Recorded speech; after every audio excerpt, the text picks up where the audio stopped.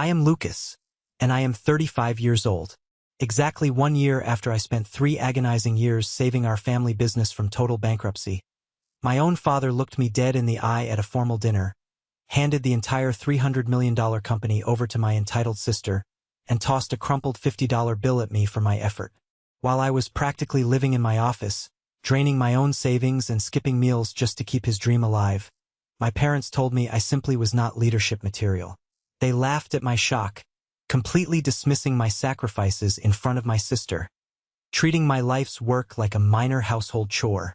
But there was one thing they did not know: the revolutionary software that pulled Caldwell Enterprises out of the grave. The system they thought they owned? I never uploaded the master code to their servers. And right now, as you listen to this, they are facing total financial ruin, begging me for mercy.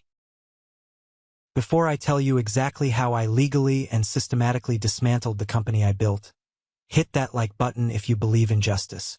And do not forget to let me know where you are watching from in the comments. Now, let us go back to the night everything shattered. Family is supposed to be your safe harbor. That is the American dream, is it not? You grow up, you go to school, you work hard, and you build a legacy with the people who share your blood and your name. You share massive Thanksgiving dinners with the extended relatives. You chip in together for the college fund to make sure the next generation starts off on the right foot. You celebrate the big career promotion, and you stand by each other when the real estate market crashes or the corporate salary gets cut in half. That was the illusion I bought into. I bought it hook, line, and sinker. My father, Richard Caldwell, built Caldwell Enterprises from the absolute ground up. He was a tough, uncompromising man, the kind of guy who thought a firm handshake was a binding contract and that displaying any sort of emotional vulnerability was a fatal sign of weakness. I spent my entire childhood and adolescence trying to be exactly like him. I wanted his respect more than I wanted air in my lungs. But in our family, there was a very clear, unspoken divide. There was me, the workhorse, the reliable one, the son who was expected to fix things. And then there was Emily. Emily is 2 years younger than me, and she has never had to lift a single finger in her entire pampered life. The disparity between how we were treated was staggering, yet my parents always found a way to justify it. When I was 16 years old, I was stocking heavy cans on the night shift at a local grocery store just to pay for a beat-up, second-hand sedan that barely ran. I paid for my own gas, my own insurance, and my own repairs. When Emily turned 16, there was a brand new, fully loaded luxury convertible sitting in our wide suburban driveway with a giant red bow on the hood. When it came time for higher education, my parents somehow completely drained the family college fund to pay for her ridiculously expensive out-of-state private university tuition. They paid for her sorority dues, her European backpacking trips, and her luxury apartment off-campus. Meanwhile, I was left to take out massive, crippling student loans and work brutal night shifts at a 24-hour diner just to scrape together enough money to get my computer science degree at a local state college. I never complained. I never threw a tantrum. I figured hard work built character. I figured one day my father would see my grit, my resilience, and my undeniable loyalty, and he would finally respect me for it. I joined Caldwell Enterprises right out of college, eager to prove my worth. At that time, the company was a mid-level player in the national logistics and freight industry. We moved heavy cargo. We managed complex supply chains for regional retailers. It was a solid, dependable business, but it was aging rapidly. My father was a man stuck in the past. He absolutely refused to modernize his operations. He hated new technology with a burning passion. He thought cloud computing was a ridiculous fad, and he believed that massive filing cabinets and endless paper trails were the only secure way to do business. By the time I hit 30, the entire logistics industry had moved on without us, and Caldwell Enterprises was bleeding money at a catastrophic rate. We were losing major, long-term contracts left and right to younger, tech-savvy competitors. The profit margins were shrinking to almost nothing. We were facing the very real threat of a massive lawsuit from one of our biggest clients over severely delayed shipments caused by our archaic dispatching methods. Employee morale was completely in the gutter. Department heads were quietly packing up their desks and resigning before the ship went down.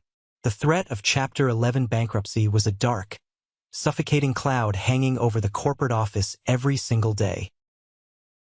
I went into my father's massive, oak-paneled office and told him the brutal truth. I told him we needed a complete top-to-bottom digital overhaul.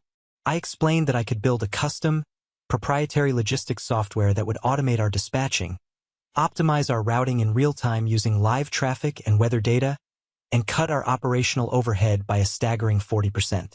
I laid out the math. I showed him the projections. He laughed in my face. He leaned back in his expensive leather chair, looked at me like I was a naive child, and told me to stick to fixing the jammed printers on the second floor. He told me to let the adults handle the real business decisions. I did not listen to him. I knew that if the company went under, my father would lose absolutely everything. His retirement accounts, his legacy, his entire identity were tied up in that building. I could not let that happen. He was my father, and despite everything, I felt a deep, ingrained duty to protect my family's name.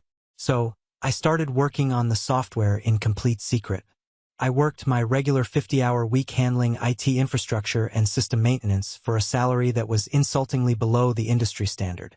Then, I would drive back to my cramped, poorly insulated apartment and write complex code until 3 or 4 in the morning. I drank cheap, stale coffee until my hands shook. I maxed out every single one of my personal credit cards, paying for independent cloud servers to run my logistical simulations. I even took the drastic step of cashing out my meager 401k, paying the heavy early withdrawal penalties, just to buy the high-end hardware I needed to test the predictive algorithms. I did not have a social life. I did not go out on weekends. I did not date. I barely slept. I poured every single ounce of my soul, my energy, and my financial future into that code. It became an obsession. Took me 2 long, brutal years. 2 years of absolute grinding hell. 2 years of watching my bank account drain to zero while my peers were buying houses and starting families. But when I finally brought the finished, fully functional product to my father, he had absolutely no choice but to look at it. The company was on life support. The bank was actively threatening to foreclose on the headquarters building. He was literally days away from calling a lawyer and filing for total liquidation. I walked into his office, set my heavy laptop on his desk, bypassed his secretary, and ran the simulation using our actual real-world client data from the previous quarter. I showed him right there on the screen how my automated system would immediately reverse the financial losses, cut delivery times in half, and salvage our relationship with our biggest remaining client. He stared at the screen for a long, silent minute. The color drained from his face. He authorized the immediate implementation of the software that very same afternoon. Within 3 months, the software completely stabilized the company's freefall. Within 6 months, we were not just surviving, we were actively profitable again. Within a year, Caldwell Enterprises was the absolute talk of the logistics industry. My system revolutionized how supply chains operated on a fundamental level, turning incredibly complex routing processes that used to take teams of dispatchers entire weeks to plan into automated tasks that took mere minutes. We expanded our operations globally. We secured massive, multi-year exclusive deals with top-tier international clients who were desperate for our new efficiency. We went from the brink of total, humiliating collapse to a staggering corporate valuation of $300 million. I was officially given the title of Chief Technology Officer, but in reality, I was the absolute savior of the company. I finally felt like I had done it. I had earned my place at the table.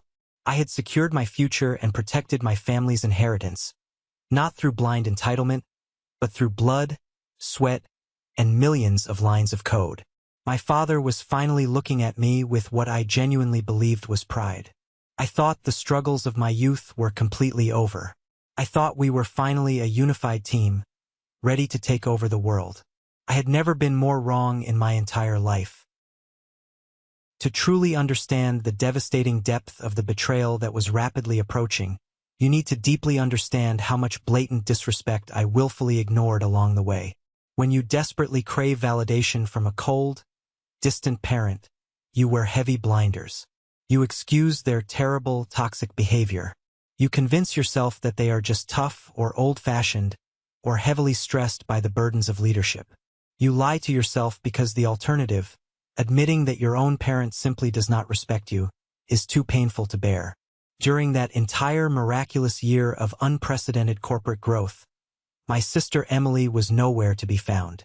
She had spent the entirety of her 20s aggressively bouncing around major European cities, dabbling in a vanity career as a luxury travel blogger, and starting several half-baked, ridiculous boutique businesses that my father quietly funded with company money.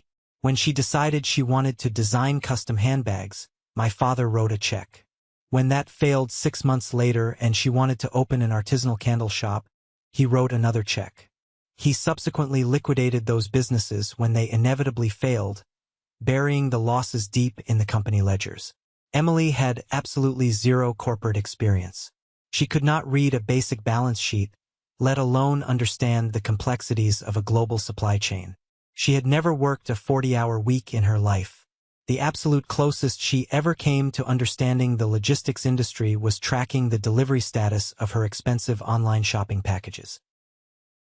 But the very moment Caldwell Enterprises started making headlines in major financial magazines, the moment the massive profits started flowing into the corporate accounts like a rushing river, Emily suddenly decided it was time to move back home.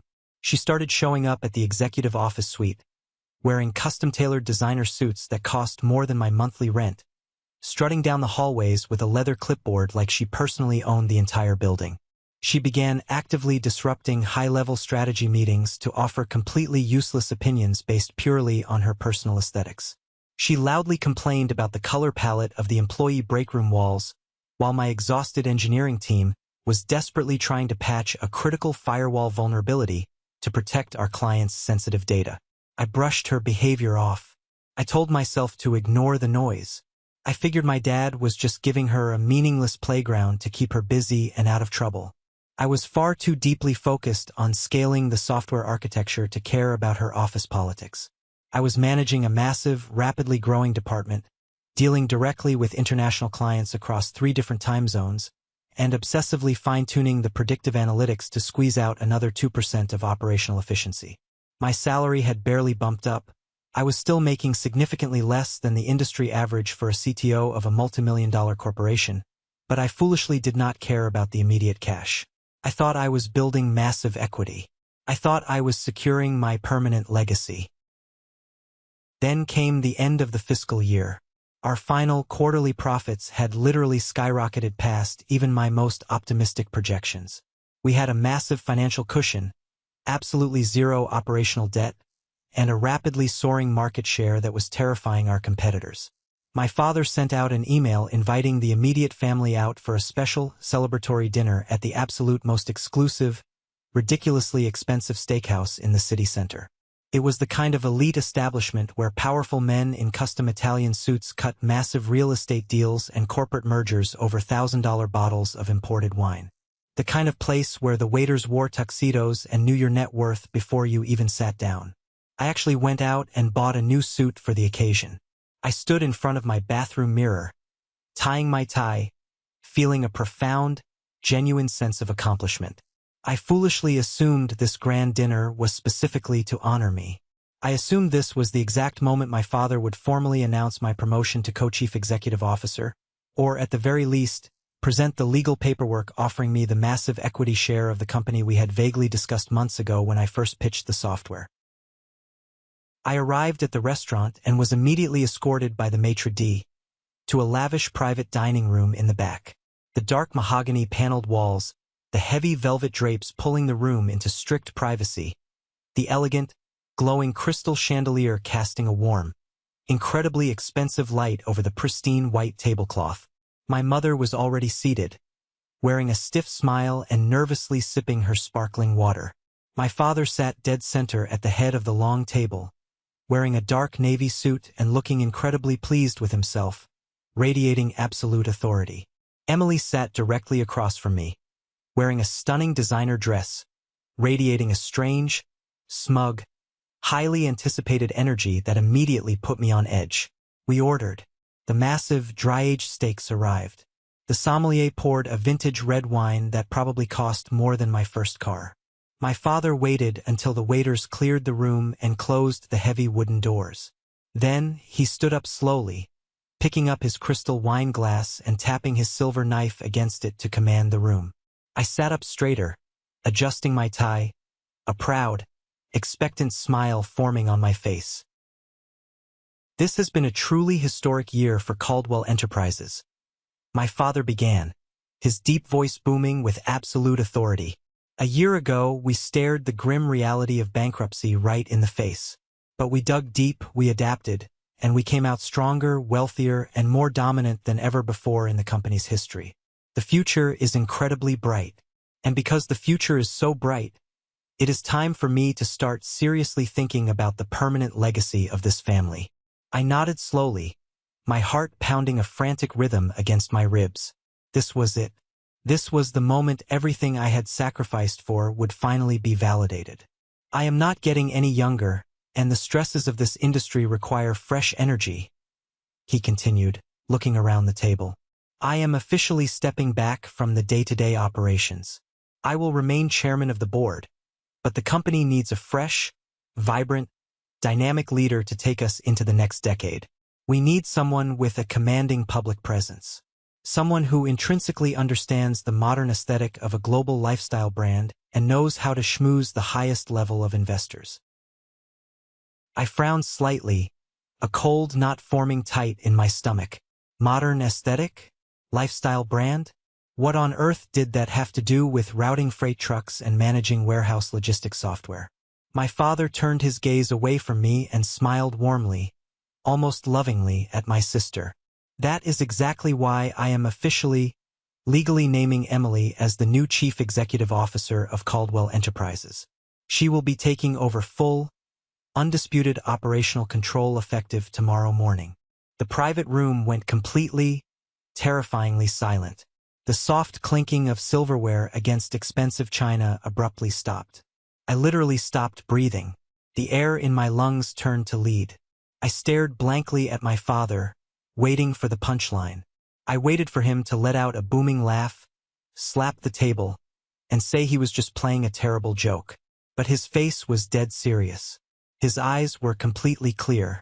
Emily slowly picked up her wine glass, taking a delicate, agonizingly slow sip, her eyes locking directly onto mine with a sickening, totally triumphant smirk. "Wait," I said. My voice cracked slightly, breaking the heavy silence. "What?" My father looked down at me, his expression instantly shifting from joyous celebration to mild, condescending annoyance. "You heard me perfectly well, Lucas. Emily is taking over the company." "Emily?" I repeated, the name tasting like toxic ash in my mouth. "Dad, she does not know the absolute first thing about this company. She does not know how the proprietary software works. She does not even know how to log into the administrative dashboard. She has never managed a single corporate employee in her life. I built the system that saved us. I pulled us out of the grave when you were ready to give up." My father sighed heavily, picking up his steak knife and cutting into his meat like we were casually discussing the weather forecast. "Lucas, let's be realistic here," he said, speaking to me as if explaining basic arithmetic to a slow child. "You are great at technical things. You are an absolute wizard behind a keyboard in a dark room. But leadership, actual executive leadership, that is simply not your strength. You do not have the charisma. You do not have the polish. We need someone who commands absolute respect the second they walk into a boardroom. We need a brilliant face for the franchise. Your sister is the absolute best choice for the brand." "Charisma?" I asked, my voice rising in volume. My hands were shaking so violently I had to grip the heavy edge of the mahogany table just to keep them still. I sat alone in the boardrooms with the vicious corporate bankers when they were ready to seize all our physical assets. I commanded their respect when I proved my algorithms would increase their return on investment by 20%. I spent 3 entire years absolutely destroying my physical and mental health to build this empire. I developed the software that saved this company. Without it, you wouldn't even have a company to pass down. My mother shifted uncomfortably in her padded seat, her eyes darting nervously between me and my father. "Lucas, please do not raise your voice at your father in a public place." This is supposed to be a happy occasion for the family. A happy occasion? I snapped, staring at my mother in utter disbelief. Mom, this is blatant theft. This is a hostile takeover by my own blood.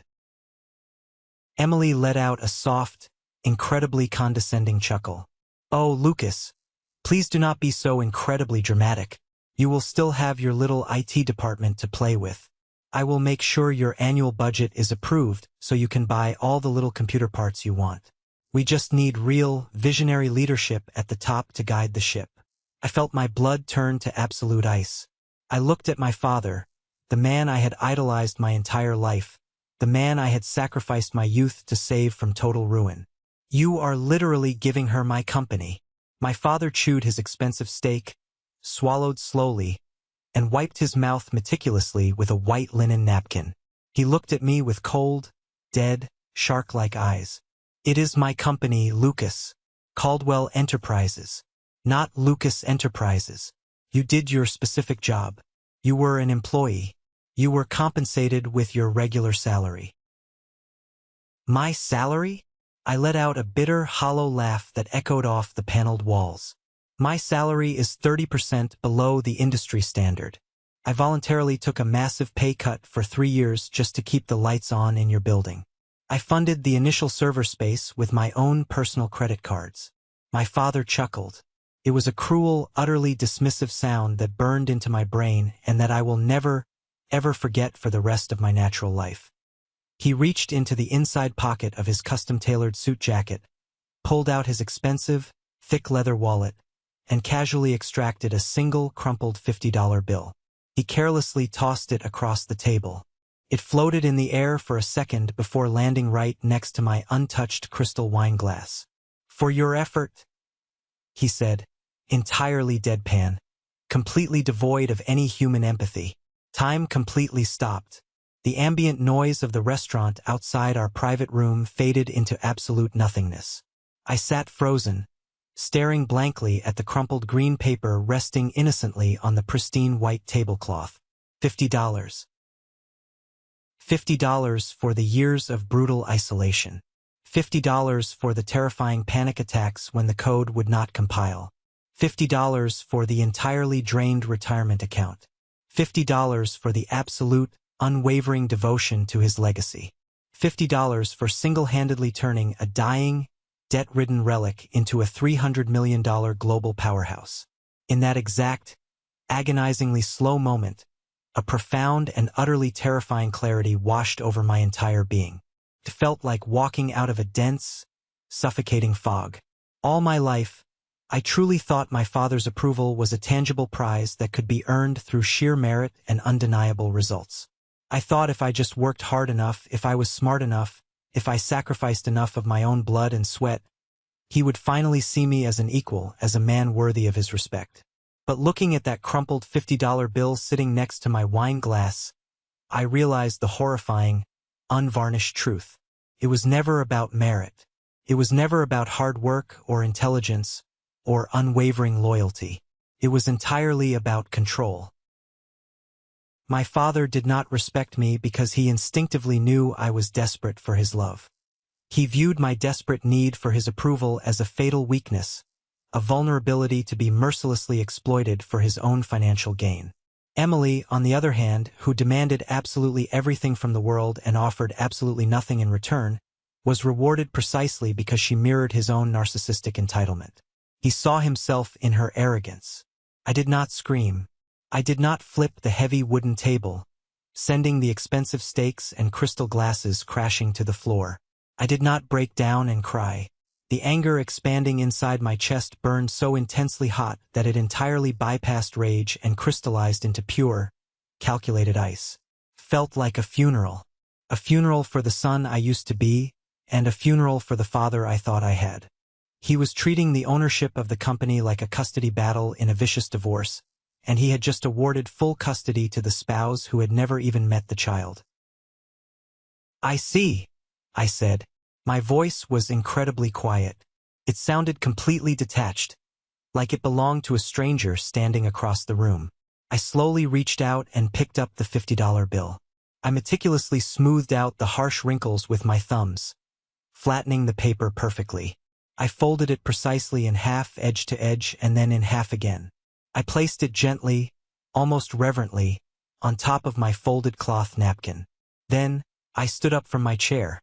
I calmly buttoned the center button of my suit jacket. "Lucas, sit down and do not be overly dramatic," my father scoffed, waving his hand dismissively through the air, clearly annoyed that I was ruining the celebratory mood.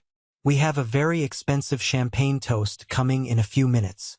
"I am not being dramatic," I said, looking down at him from where I stood. My heart rate had actually slowed down. My vision was razor-sharp. "I am just politely excusing myself from the table. Clearly, my role in this family is nothing more than a convenient background character, a tool to be used and discarded. So, I will remove myself from the scene before I overstay my welcome." Emily dramatically rolled her eyes, letting out an exasperated sigh. "God, you are always such a massive martyr, Lucas. You literally cannot stand it when the spotlight isn't directly on you." I did not even look at her. I did not look at my mother, who was now staring fixedly at her half-eaten plate, refusing to intervene or defend her own son. I simply turned on my heel and walked out of the private dining room. My leather shoes clicked sharply against the polished marble floor of the restaurant lobby. I walked past the host stand, walked out the heavy glass doors into the cool, crisp night air, got into my car, and drove home in total, suffocating silence. I did not turn on the radio. I did not roll down the windows. I just drove through the city streets, gripping the steering wheel so tightly that my knuckles turned completely white, my mind racing through a million different terrifying scenarios. I actually thought that dinner was the absolute worst of it. I naively thought the $50 bill tossed across the table was the ultimate final slap in the face. I thought the humiliation had reached its absolute peak. I was so incredibly, foolishly wrong. The next morning, I did not sleep in. I woke up at 5 in the morning, showered, put on a sharp suit, and arrived at the corporate office at 6:30, my usual early time. The massive glass and steel building was quiet, the early morning sun just barely starting to peek over the city skyline, casting long shadows across the empty parking lot.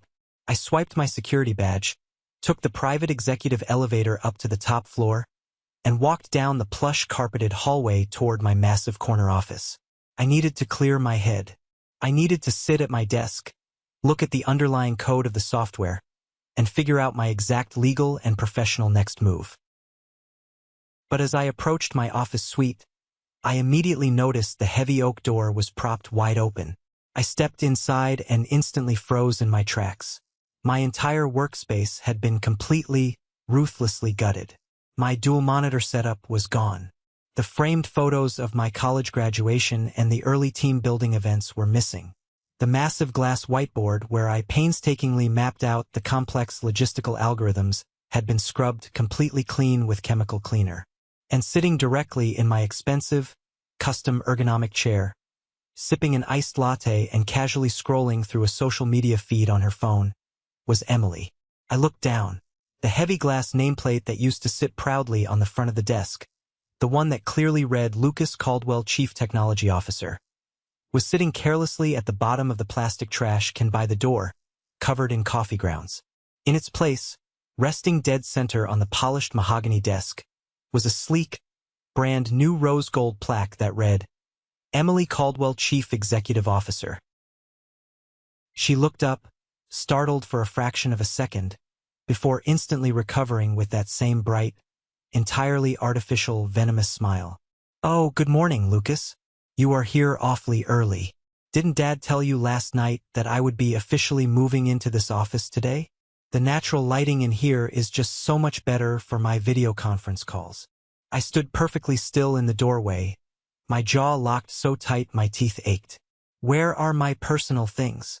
"Oh, I had the overnight maintenance crew box all that clutter up," she said casually, waving a perfectly manicured hand vaguely toward the hallway. "They took your boxes down to the 3rd floor. The 3rd floor." My stomach completely dropped.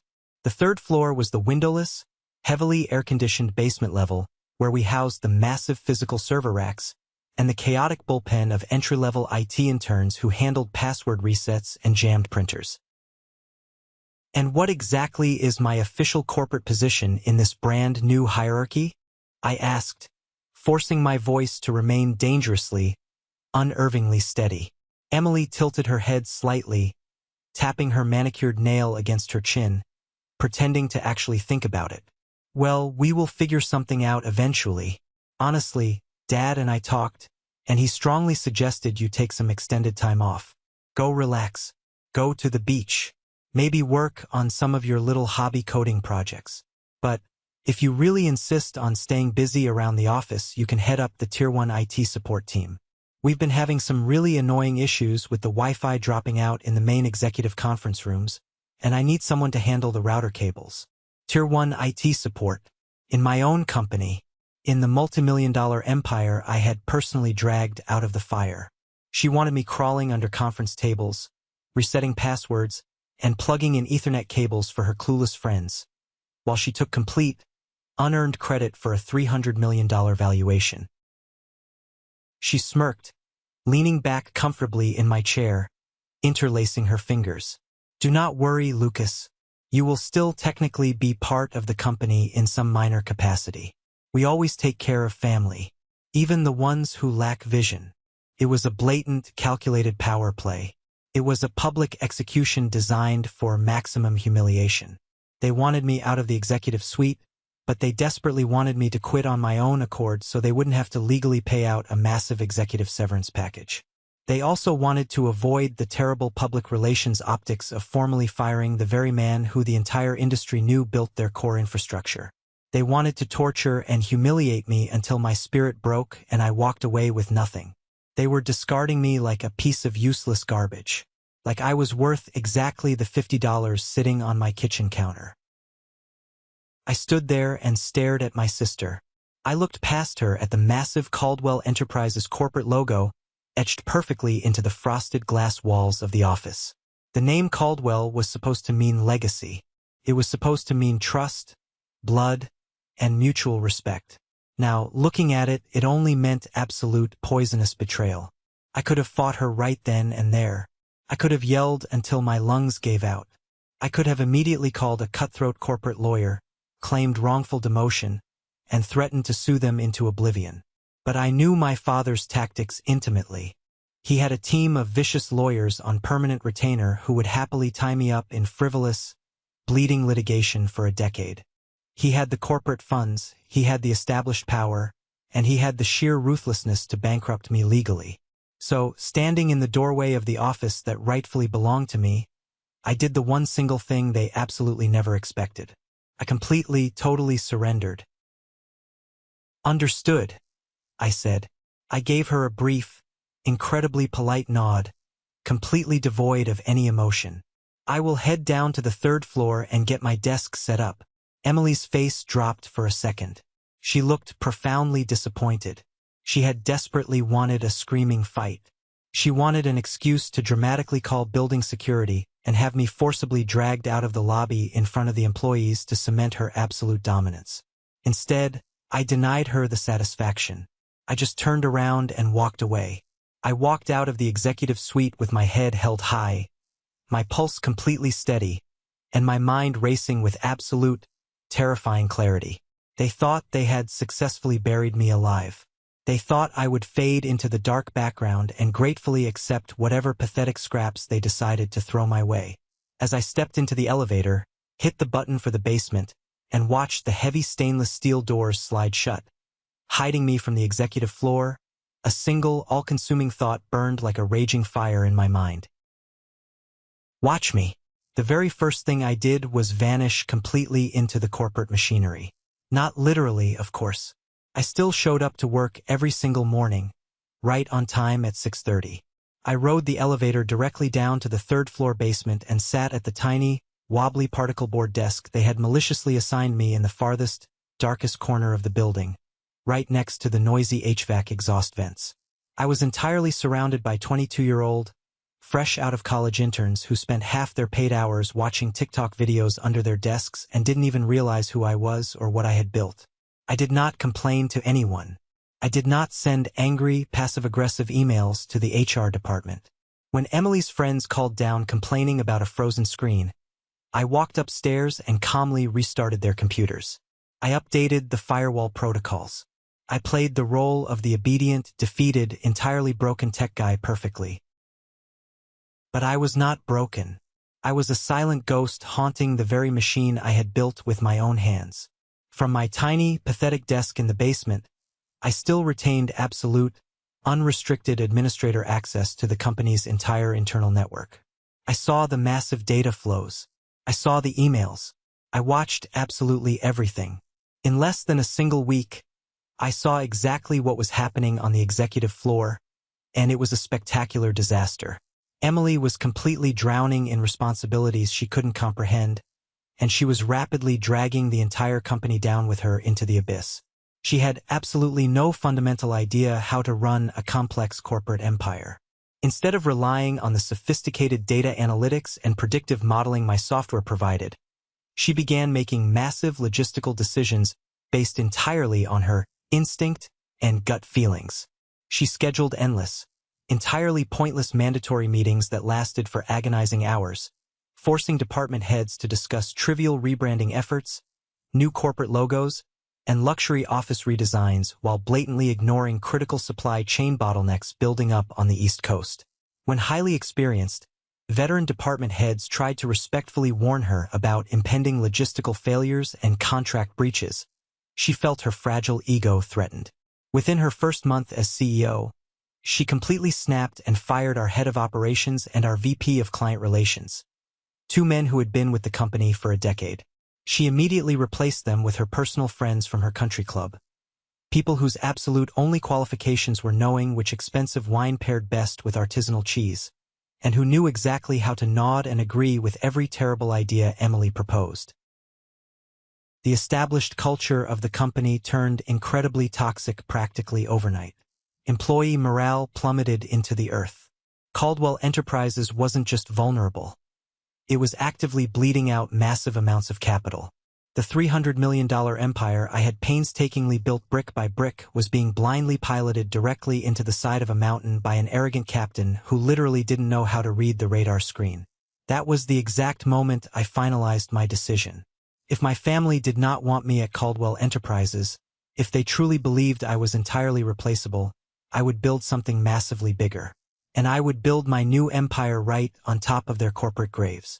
Late one rainy Tuesday evening, long after the oblivious interns had gone home and the corporate office was entirely dark, I quietly walked out of the building, got into my car, and drove to a rundown, all-night diner on the industrial edge of town.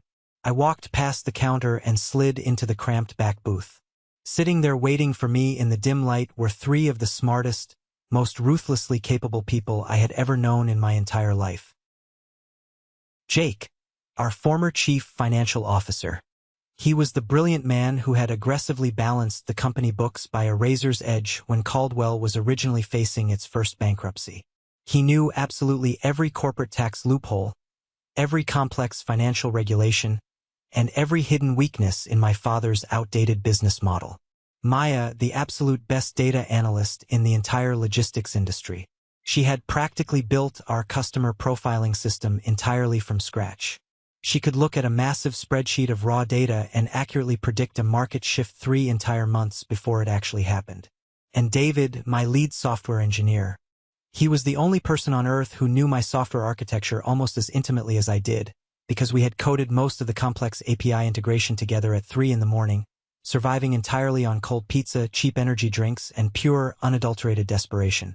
All three of these brilliant minds had quietly, voluntarily resigned from Caldwell Enterprises over the past month. They weren't idiots.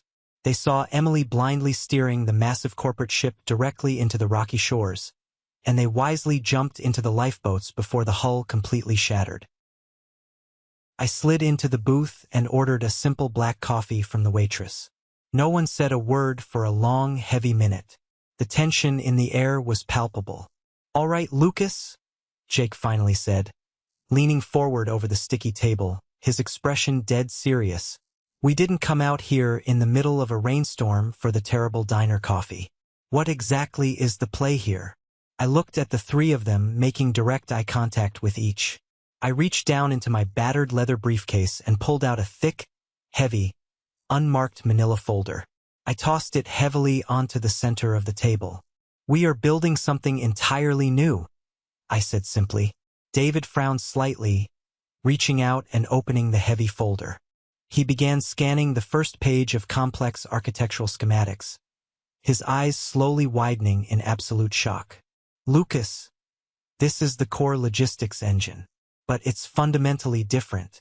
The processing speed it's exponentially faster. The predictive modeling my God, it's light years ahead of what Caldwell is currently using." "Exactly," I said, taking a slow sip of my hot coffee. Here was the massive, fatal secret my father and sister were entirely unaware of. A secret that would serve as my ultimate weapon. When I desperately built the software that originally saved Caldwell Enterprises, I quickly implemented version 1.0.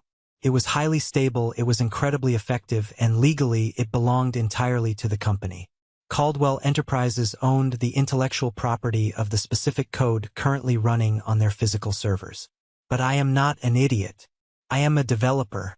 During that entire year of explosive corporate growth, while my father was actively ignoring my existence and Emily was aggressively buying designer handbags in Paris, I never stopped coding. I spent every single night in my apartment developing version 2.0. It was a completely rebuilt, vastly superior software system featuring advanced artificial intelligence integration and complex machine learning algorithms that made Caldwell's version 1.0 look like an antique, broken calculator. And the absolute best, most legally bulletproof part of my plan. I did all of this advanced coding strictly on my own personal time, using my own personal hardware, completely and entirely isolated from the Caldwell Company network. I never uploaded a single line of version 2.0 to their servers. I never used company resources. The intellectual property for this massive technological leap belonged entirely 100% to me. It was my property. A lawyer could look at it all day and never find a single breach of contract. Caldwell has the outdated prototype, I told the group, watching their faces completely light up with the terrifying realization of what I was proposing. "We hold the entire evolution. I am officially starting a new company tonight. We are calling it Nova Systems. I want Jake running the financials, Maya heading up data strategy, and David as my VP of engineering. I am not offering you a standard corporate salary. I am offering you massive equity. We are going to take this new software, and we are going to pitch it directly to Caldwell's three biggest, most vicious competitors." Maya smiled, a slow, incredibly predatory grin spreading across her face. "You want to declare a corporate war against your own family?" "No," I replied smoothly, setting my coffee cup down. "War heavily implies that both sides have a fighting chance to win. This is not a war. This is a public execution." I spent the next entire month working in absolute, terrifying silence. During the day, I crawled under desks and reset router passwords for Emily's clueless friends at Caldwell Enterprises. At night, Jake, Maya, David, and I worked obsessively out of my small apartment living room, constantly refining the AI software, building aggressive, flawless pitch decks, and officially registering the LLC paperwork for Nova Systems. Once we were completely ready, we didn't just casually walk into the logistics market. We violently kicked the door entirely off its hinges. We specifically targeted Caldwell's top 3 industry rivals. We walked into their boardrooms and showed them exactly how Nova Systems could immediately undercut Caldwell's delivery times by a staggering 20%, while simultaneously reducing their massive fuel costs by a third. The corporate response was instantly explosive. Within 3 short weeks, we had 3 massive, incredibly lucrative offers sitting on the table.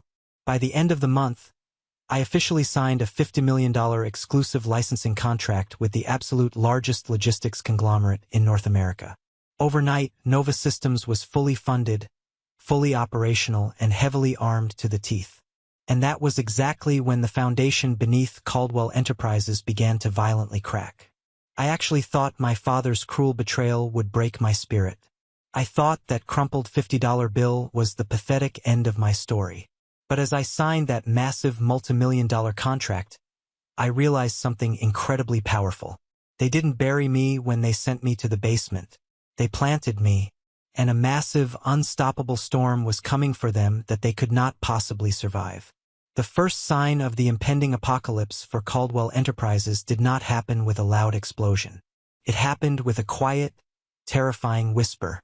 For the first 2 months after my demotion, I continued to play my role as the defeated, invisible IT guy in the basement. I fixed the jammed printers.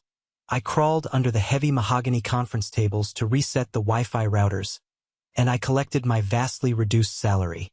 All the while, Emily was enthusiastically parading around the executive floor, acting like she was a titan of industry. She was completely oblivious to the fact that the entire foundation of the company was rotting right beneath her expensive designer heels. You see, a logistics software engine is not a static entity. It is a living, breathing ecosystem. It requires constant maintenance, algorithmic adjustments, and predictive tuning to handle the chaotic reality of global shipping routes, volatile weather patterns, and sudden supply chain disruptions. I had built version 1.0 to be robust, but without me at the helm to guide the machine learning models, the software slowly began to degrade. It started with minor delays. A fleet of freight trucks on the East Coast would get routed directly into a massive snowstorm because Emily's new, wildly unqualified head of operations did not know how to override the automated weather protocols. Then, a major shipment of perishable goods was left rotting on a loading dock in Miami for 3 days because the system flagged a false customs error that no one on the current executive team knew how to clear.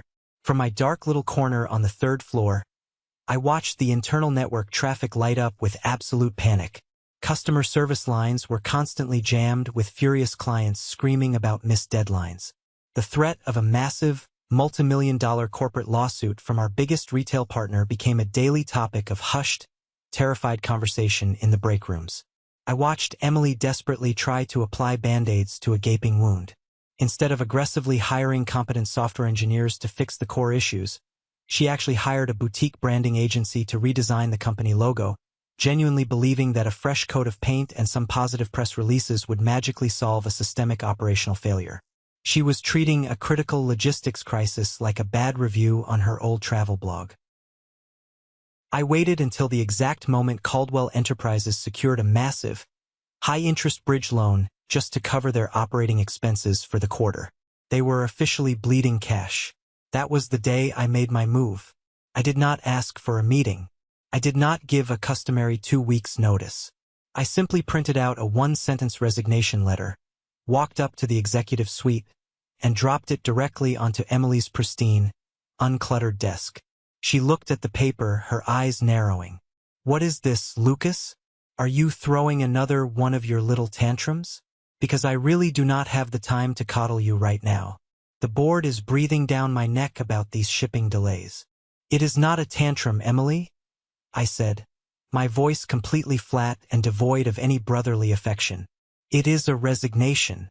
I am officially separating myself from this sinking ship. Good luck with the Wi-Fi." I turned around, walked to the elevator, and stepped out into the bright city sunlight.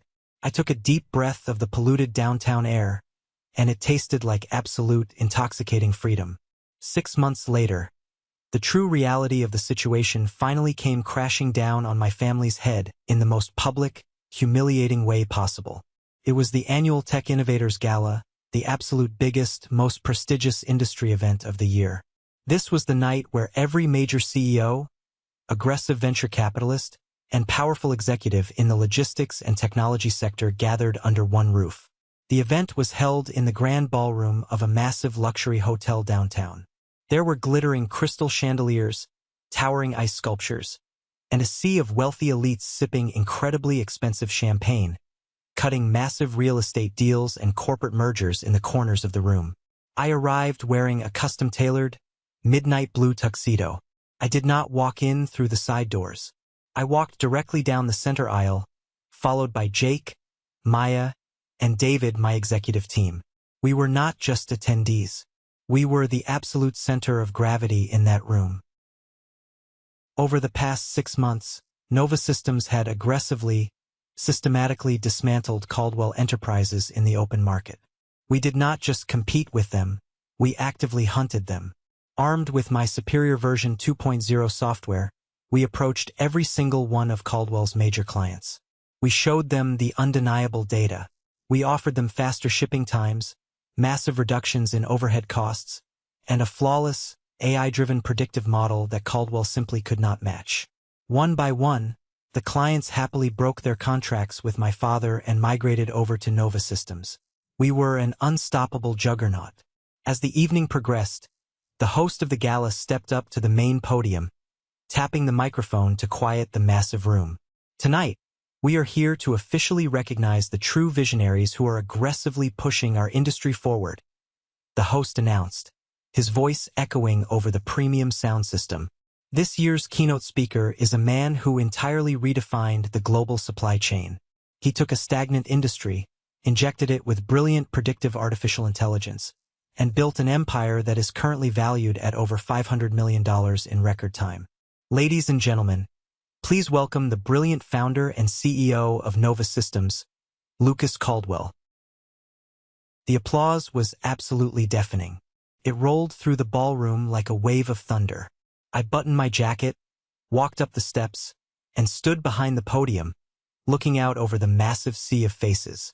And that was when I saw them, sitting at a poorly placed table in the very back of the room, completely overshadowed by the massive pillars, were my father and my sister. They were not seated in the VIP section with the industry titans. They were relegated to the back with the struggling startups and the fading relics. My father looked 10 years older than the last time I saw him. His face was entirely ashen. His shoulders slumped in defeat. Emily was sitting completely rigid, her hands gripping her champagne glass so tightly I thought the crystal would shatter into a million pieces. They had spent the last 6 months desperately trying to figure out who this mysterious competitor, Nova Systems, was. They had watched their profit margins evaporate, their stock value plummet, and their legacy crumble, entirely unaware that the executioner holding the axe was the very son they had discarded for $50. I locked eyes with my father across the massive room. I did not scowl. I did not look angry. I gave him a small, polite, incredibly cold smile. I leaned into the microphone. "Thank you all for this incredible honor," I started, my voice steady and commanding. "They say that in business you have to ruthlessly protect your intellectual property. But I believe you also have to protect your own self-worth. You have to know when to walk away from a bad investment, even if that investment is something you spent your entire life trying to save. Because when you finally realize your own value, there is absolutely no limit to the empire you can build." I kept my eyes entirely fixed on my father as the room erupted into applause again. The trap of their own blind arrogance had fully closed around them. They thought I was a harmless IT guy they could bully into submission. They never realized I was the entire foundation holding their world up. And now I had kicked the pillars out from under them. It had been exactly 1 year since that utterly humiliating dinner. 1 full year since my father tossed a crumpled $50 bill onto the white tablecloth and told me I wasn't good enough to lead. 1 year since my entitled sister smirked at me, knowing she was being freely handed a massive corporate empire she had absolutely never worked a day in her life to build. 1 year since I walked out of that private dining room without a fight, only to silently win the entire war. Now, I was sitting at the head of the massive, polished granite conference table in the executive boardroom of Nova Systems. The floor-to-ceiling windows offered a breathtaking, panoramic view of the city skyline. I was casually reviewing our latest quarterly financial reports, and I could barely suppress a massive, deeply satisfying smile. Our annual revenue had just officially crossed the $320 million mark. Our overall market share was sitting at a dominant 48% and aggressively climbing every single day. Caldwell Enterprises, on the other hand, was violently bleeding out on the corporate floor. I had systematically, surgically dismantled absolutely every single competitive advantage they once held. Their most loyal, long-term clients had entirely jumped ship to join my network. Their corporate stock had plummeted to the status of junk bonds. And their deeply flawed, desperate latest financial report which had conveniently been leaked to the financial press just a week ago by an anonymous source, confirmed the absolute worst. They were teetering on the very edge of total, unrecoverable bankruptcy. At precisely 10 o'clock in the morning, the intercom on my desk buzzed. It was my executive assistant, Claire. "Lucas," she said, her voice carrying a hint of confusion. "Your father and your sister are down in the main lobby. They are aggressively demanding to see you. Security is asking if they should escort them off the premises." I leaned back in my heavy leather chair, letting out a long, slow exhale. It had finally come to this. The arrogant lions were finally starving, and they had come crawling to the very hyena they thought they had chased away. "No, Claire," I said, a dark sense of anticipation settling in my chest. "Do not call security. Send them directly up to my office." When the heavy oak doors to my boardroom swung open, they walked in looking like absolute ghosts. Emily was wearing one of her ridiculously expensive designer wardrobes, but all the imported silk in the world couldn't hide the deep, dark bags under her eyes and the frantic, nervous exhaustion radiating from her posture. My father, a man who had always been so incredibly composed, so absolutely certain of his own unquestionable dominance, looked physically smaller. He looked defeated. They had lost the corporate war, and they both intimately knew it. "Lucas," my father began, his deep voice carefully measured, desperately trying to project an authority he no longer possessed. "We need to talk." I did not stand up to greet them. I simply gestured toward the two sleek, modern chairs positioned on the opposite side of my massive desk. They violently hesitated for a moment. They could feel the intense power dynamic shifting in the room. For the very first time in our entire lives, they were walking into my territory, playing by my rules. They slowly sat down. Emily shifted uncomfortably in her chair, her manicured nails nervously tapping against the leather armrest. She absolutely refused to make direct eye contact with me. My father let out a heavy sigh, running a hand over his face. "Look, Lucas, I know we have had our personal differences in the past, but at the absolute end of the day, we are still family. Blood is blood. Caldwell Enterprises is deeply struggling right now. The market has been incredibly unfair to us. We desperately need your technical help." There it was, the classic manipulative family card. Whenever toxic parents want something from you, they suddenly remember that you share the same DNA. They treat you like an unpaid employee until they are drowning, and then suddenly you are family again. It was the exact same manipulative tactic they used when they drained the college fund, or when they expected me to handle their personal legal issues during a messy custody battle over some disputed family land years ago. I let the heavy, suffocating silence stretch out in the room for a long, agonizing minute. I just sat there, casually watching them squirm in their seats. Finally, I spoke. "And what exactly, specifically, are you asking me to do, Richard?" I purposefully used his first name. I watched him flinch. He leaned forward, placing his hands flat on my desk. "We are entirely willing to officially offer you a major leadership role at Caldwell Enterprises. Something highly meaningful. A massive promotion. I deeply realize now that we may have vastly underestimated your executive potential." I tilted my head, feigning mild curiosity. "You realize that now? A year later? When your stock is essentially worthless?" Emily finally snapped, looking up with a tight, furious expression. "Lucas, stop being so incredibly petty. We need your help. Okay? The software is failing. We need you to come back and fix the code." I laughed. I actually threw my head back and laughed out loud. It was a cold, sharp sound that echoed off the glass walls. "You need me? That is absolutely hilarious, Emily, because a year ago you both sat at a 5-star restaurant and explicitly told me I was not leadership material. You told me I was totally devoid of charisma. You told me I was only good for plugging in routers and hiding in a dark room. My father had the absolute sheer nerve to look frustrated with me. "Lucas, you know exactly how corporate business works. Difficult executive decisions were made based on the data we had at the time. But now we have to look forward. If you come back, if you bring your clients back to us, we can rebuild Caldwell Enterprises together. We can dominate the market as a family. There it was again. Control. They did not want to partner with me. They wanted to own me. They wanted to absorb my massive success to cover up their catastrophic failures. And what specific executive position are you generously offering me?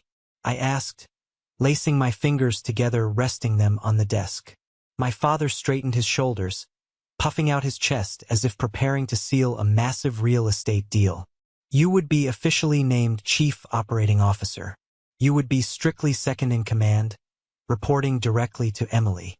But you would have complete control over the IT budget. I blinked slowly, and then I laughed again, significantly louder this time. Emily flushed bright red, her anger boiling over.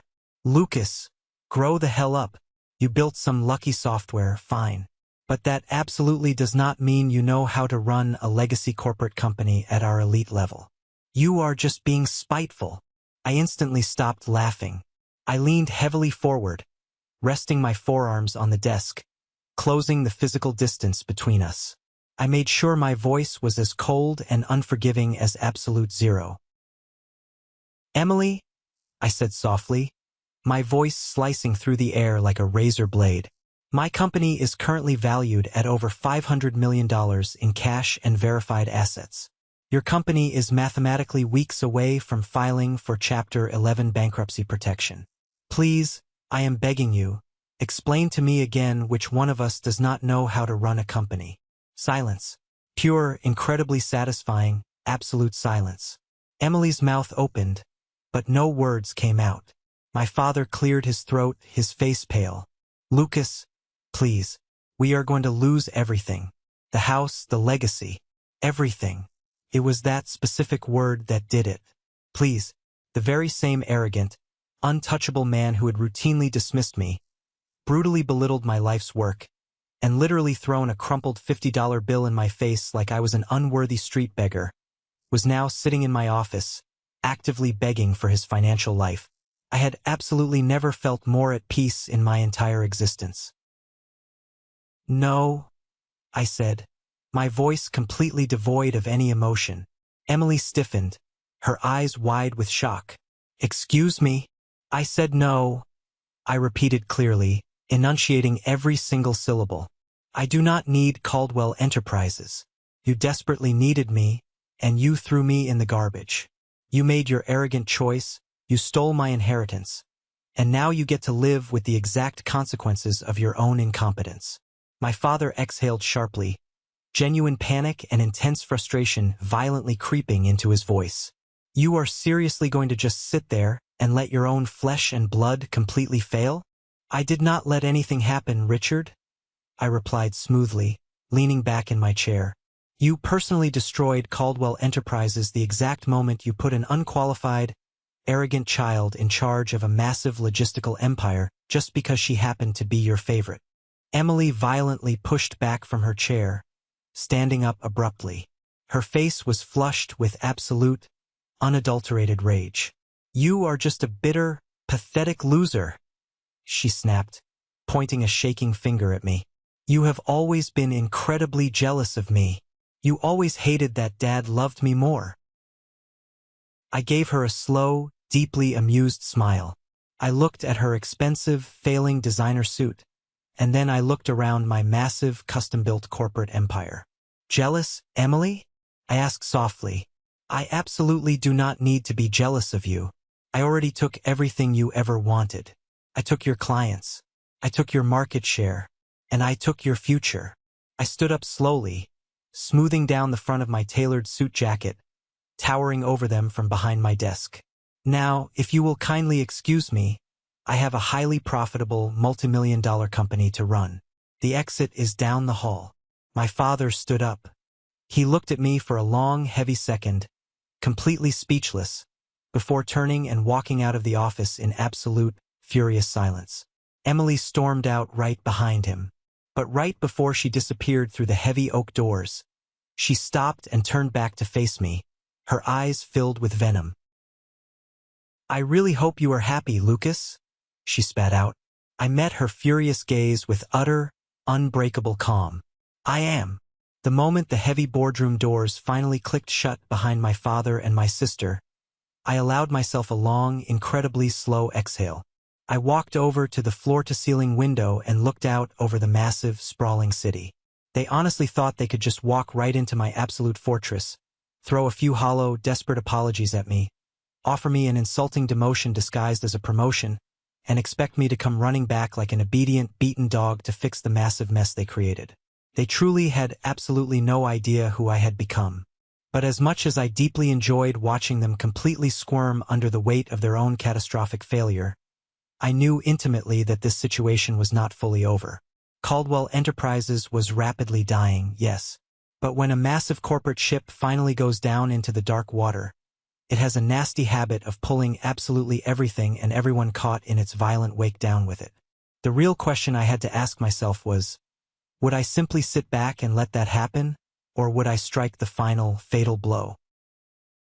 The massive news broke exactly 3 days later. It was entirely inescapable. Caldwell Enterprises had officially declared Chapter 7 bankruptcy. It wasn't just a restructuring. It was a total, catastrophic failure. The news was plastered absolutely everywhere. It was on the front page of major business magazines, hotly debated in online financial forums, and running as breaking national headlines on the morning news networks. Former industry giant Caldwell Enterprises collapses overnight. How poor leadership decisions and nepotism sank a $300 million company. The death of a legacy. How greed killed Caldwell Enterprises. And the absolute best, most vindicating part of the entire media circus? Every single financial article, every single talking head on the news networks, aggressively credited the company's former massive success entirely to me. They all pointed out the completely obvious, undeniable truth. The only reason Caldwell Enterprises had miraculously survived its first near-collapse years ago was entirely because of the proprietary software I had personally built. And the second I was gone, taking the intellectual evolution of that software with me, it was only a matter of time before the dinosaur starved to death. I was sitting in a high-level strategy meeting with my executive team when my assistant, Claire, gently knocked on the glass door and walked in. "Lucas, I am so sorry to interrupt," she said, holding a heavily printed legal document in her hands. "But my contact over at the financial courts just sent this over. You are definitely going to want to see this immediately." She handed me the thick stack of papers. I scanned the dense legal jargon quickly, my lips slowly curving into a small, deeply predatory smirk as my eyes reached the final summary paragraph on the third page. Caldwell Enterprises was actively being fully liquidated by the federal courts. Absolutely everything was being put up for immediate auction to violently satisfy the massive, angry mobs of creditors. The massive headquarters building, the massive fleet of aging freight trucks, the remaining physical assets, and, most importantly, the Caldwell corporate name itself. My father was completely desperate. In the final, dying months of the company, he had aggressively over-leveraged absolutely everything he legally owned. He had secretly taken out massive, high-interest personal loans against his own sprawling real estate portfolio in a completely desperate, foolish bid to inject cash into the failing business. And now, the aggressive corporate banks were rapidly seizing everything. And the incredible, beautiful reality was, I had the liquid cash to buy it all. The poetic justice of the situation was almost too perfect to believe. That evening, as I sat alone in my massive penthouse apartment, looking down at the glittering city lights, I thought long and hard about what I truly wanted. I had already spent so much of my adult life desperately trying to prove myself. I had wasted so much precious energy aggressively fighting against the very people who had coldly dismissed me, brutally betrayed me, and constantly belittled my massive achievements. And now I had already won the corporate war. Nova Systems was a titan. My bank accounts were overflowing. I had absolute power. Did I really, truly need to crush my family any further? I poured myself a glass of expensive bourbon and stood by the window. I vividly thought back to that specific night, exactly 1 year ago. I remembered the exact, humiliating sound of my father casually tossing that crumpled $50 bill onto the table like it was a cheap tip for a bad waiter. I remembered the cold, dead look in his eyes when he told me I was worth absolutely nothing. And just like that, my final decision became crystal clear. I made my aggressive move the very next morning. I did not go through a massive, faceless corporate investment firm. I did not use a third-party proxy buyer to hide my identity. I wanted them to look across the table and know precisely who was taking absolutely everything away from them. So, I personally picked up the phone and directly called the aggressive bankruptcy lawyer who was legally handling Caldwell's federal liquidation. "This is Lucas Caldwell, CEO of Nova Systems," I said, my voice completely calm and strictly professional. "I would like to place an immediate, direct cash bid on absolutely all remaining Caldwell Enterprises physical and intellectual assets." I paused, taking a slow sip of my coffee. "Including the complete legal rights to the corporate name." The lawyer on the other end of the line audibly hesitated, the silence stretching out for a long second. "Mr. Caldwell, do you fully understand exactly what that specific legal action would mean for your family?" I smiled, staring out the window at the city I now owned. "I understand perfectly, counselor. Draw up the paperwork." Exactly 1 week later, I was sitting in the very same massive mahogany-paneled boardroom where my father had once aggressively ruled over his employees like a medieval king. Only this time, I was the one sitting at the head of the heavy table, holding the absolute power. The dense, highly complex legal paperwork was spread out neatly before me. A sleek, incredibly expensive black and gold fountain pen resting heavily on top of the final, binding contract. With a single signature, the entire shattered remnants of Caldwell Enterprises would legally belong to me. The massive corporate empire my father had brutally built, the exact legacy he so stubbornly refused to ever let me lead, was now entirely mine to do with as I pleased. Emily and my father sat directly across from me, separated by the massive expanse of the table.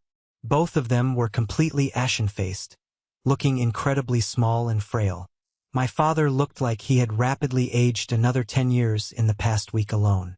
The deep wrinkles on his face looked like absolute canyons. Emily refused to look up from the table, staring blankly at her hands. "I still honestly cannot believe you are actually doing this to us," Emily muttered, her voice trembling with a pathetic mixture of anger and deep fear. I casually raised an eyebrow, not breaking eye contact with my father. "Doing what, Emily? Buying a massive, failed company at a heavy discount? Acquiring a corporate name that literally no longer holds any functional market value?" She scowled, her face flushing red. "You know exactly what I mean, Lucas. You are just rubbing our faces in the dirt."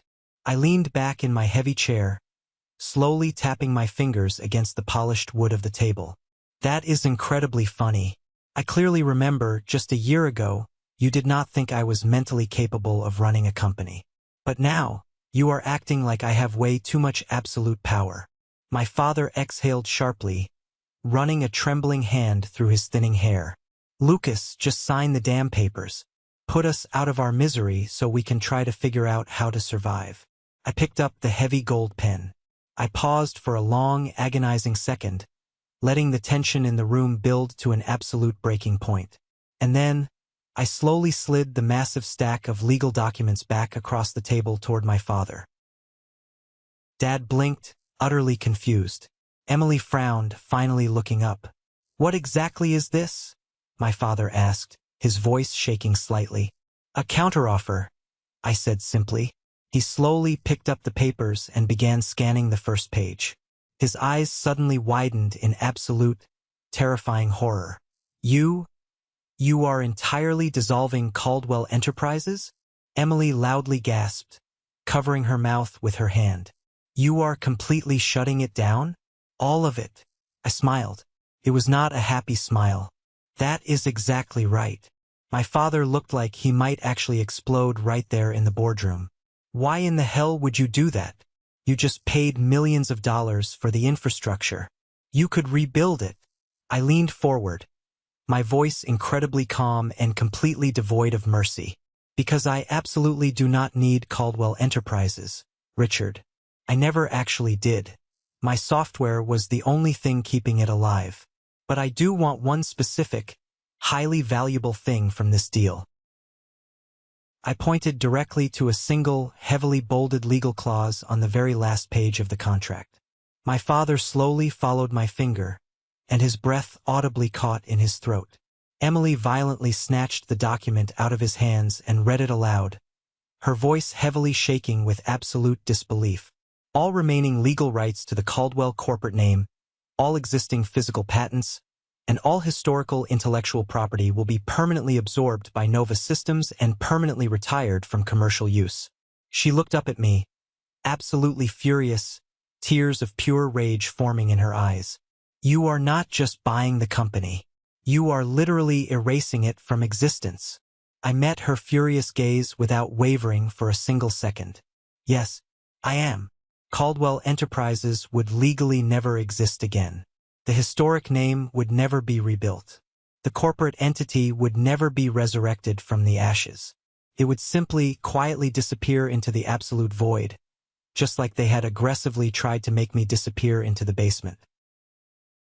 My father tightly clenched his jaw, his eyes burning with intense hatred. You are just doing this to get revenge, Lucas. You are destroying your own family's legacy just to get back at us. No. I corrected him, my voice completely level. I am doing this because some completely toxic things truly deserve to die. I pulled the documents back, picked up the pen again, and this time, I signed my name aggressively on the dotted line. And just like that, with a simple stroke of ink, it was entirely over. The Caldwell era was completely gone, wiped off the map.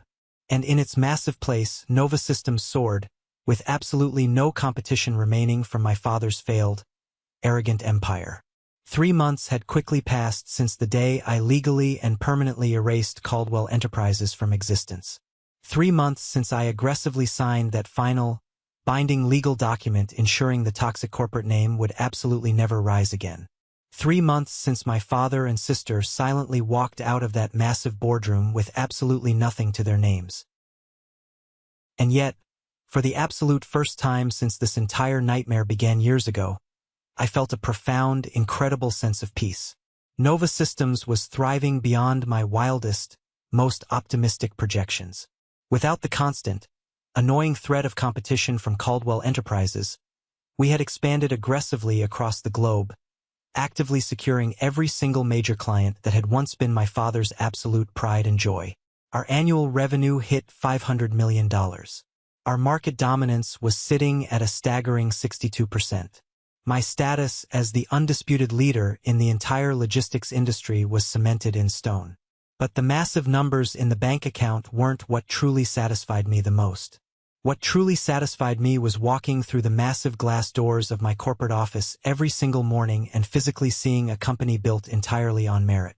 Seeing brilliant, hardworking employees who were hired strictly because of their incredible skill, not because of toxic nepotism or family ties. Seeing a massive empire that I had personally built from the absolute ground up, without ever needing my toxic family's conditional approval.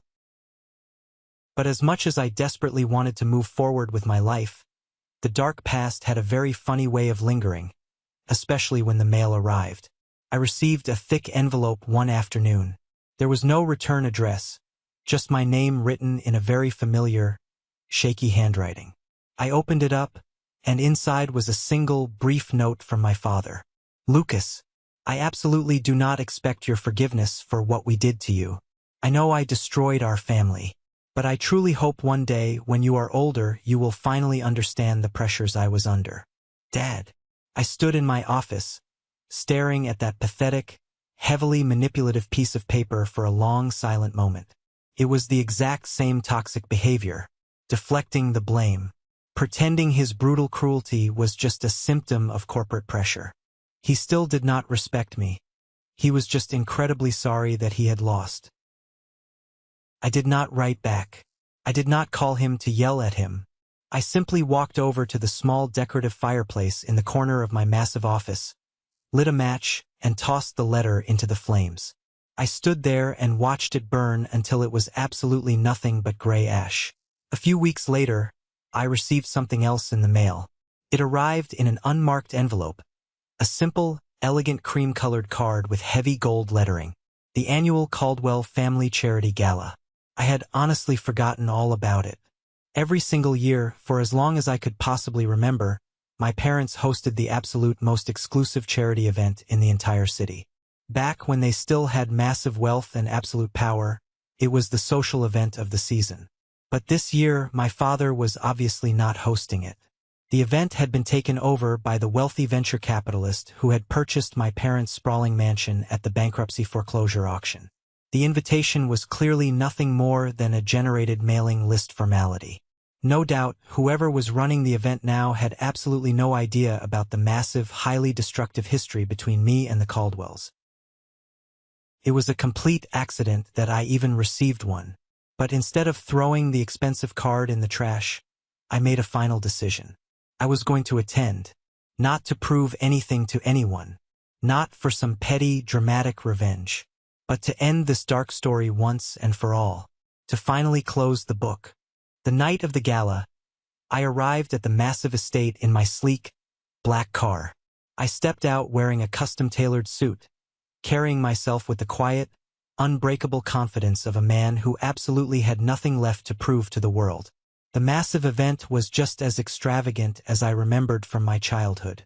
Glittering chandeliers hung from the massive ceilings, elegant classical music floated through the air, and a sea of wealthy elites sipped imported champagne like they still controlled the entire world.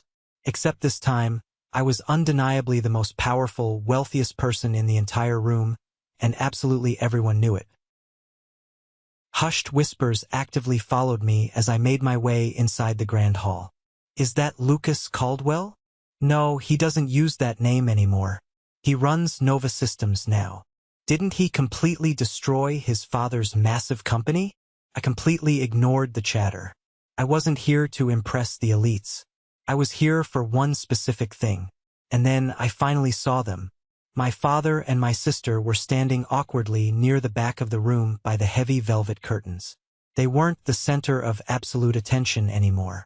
They weren't aggressively surrounded by powerful corporate executives discussing million-dollar real estate deals. Instead, they were standing entirely off to the side, a pathetic, fading shadow of what they used to be. My father looked incredibly small. His once booming, commanding presence had completely faded away, replaced by something I had absolutely never seen in him before: genuine, crushing regret. Emily, on the other hand, was desperately trying to hold herself high, wearing an older designer dress. But I could easily see the massive cracks in her fragile mask. The way her thin fingers nervously clenched around the fragile stem of her champagne glass. The way her eyes darted toward me in sheer panic, then quickly looked away. For the absolute first time in our entire lives, I was the one holding all the power, and they both intimately knew it. I slowly walked toward them, my shoes clicking sharply against the polished marble floor. Emily violently stiffened, looking like a cornered animal. My father slowly turned around, and for a split second, I saw something flicker deep in his tired eyes. It wasn't anger. It wasn't deep resentment. It was just absolute, crushing defeat. "Lucas," he said, his voice incredibly quiet, almost a whisper. I tilted my head slightly. "Richard." A long, heavy silence aggressively stretched between us, completely drowning out the classical music playing in the background. Then he let out a long, heavy sigh. "I suppose this is the specific part where you loudly gloat about winning," my father said, looking down at the floor. I smiled slightly. It was a genuine smile. "No, this is the exact part where I finally say goodbye to you." Emily blinked, her facade entirely dropping. "What? I did not come here tonight to throw my massive success in your faces," I continued, my voice calm and completely free of any malice. "I did not come here to aggressively remind you of absolutely everything you lost because of your own arrogance. Because frankly, your lives are absolutely none of my concern anymore." I casually set my expensive drink down on a passing waiter's silver tray and met my father's tired eyes one last time. For years, I spent absolutely every waking second of my life desperately trying to earn your approval, I said softly, but firmly. I almost killed myself trying to violently prove to you that I was good enough to be your son. I thought if I just saved the company, if I just worked harder than everyone else, you would finally love me. I exhaled slowly, feeling a massive weight lift off my chest. But I absolutely do not need your love anymore. I know my own worth. I turned my gaze entirely to Emily. She looked terrified. And I do not hate you, Emily. I genuinely never did. I just deeply, truly pity you. Her face tightly contorted. Pity me? Yes, I said smoothly. Because unlike you, I never absolutely needed to steal power from someone else to feel important. I built my own empire from the dirt. Her lips parted slightly, but absolutely no words came out. For the first time in her loud, entitled life, she had absolutely nothing to say. I gave them both one last, lingering look. Then, I turned my back on them and walked away. I did not walk away out of anger. I did not walk away out of some petty need for revenge. I walked away because, for the absolute first time in my entire life, I was completely, undeniably free from their toxic chains. I left the massive gala without ever looking back over my shoulder. I walked out into the cool night air, stepped into my waiting car, and told my driver to take me home. I was heading back to a massive company, a powerful legacy, and a brilliant future that was completely, entirely my own. I looked out the window at the passing city lights and I smiled, because this wasn't the end of my story. It was just the beautiful beginning. If you are listening to this right now and you are constantly, desperately fighting for the basic respect of toxic family members who only view you as a tool to be used, hear me now. You absolutely cannot heal in the same environment that broke you. Your worth is not defined by their inability to see it. Sometimes the absolute strongest, most powerful thing you can do is pack up your brilliance, walk out the door, and let them collapse under the weight of their own arrogance. Have you ever faced a similar, crushing betrayal with your own family? Did you stay and fight, or did you walk away and build your own empire? Share your personal story in the comments below, and do not forget to like this video and subscribe to the channel so you absolutely do not miss the next journey. Stay strong.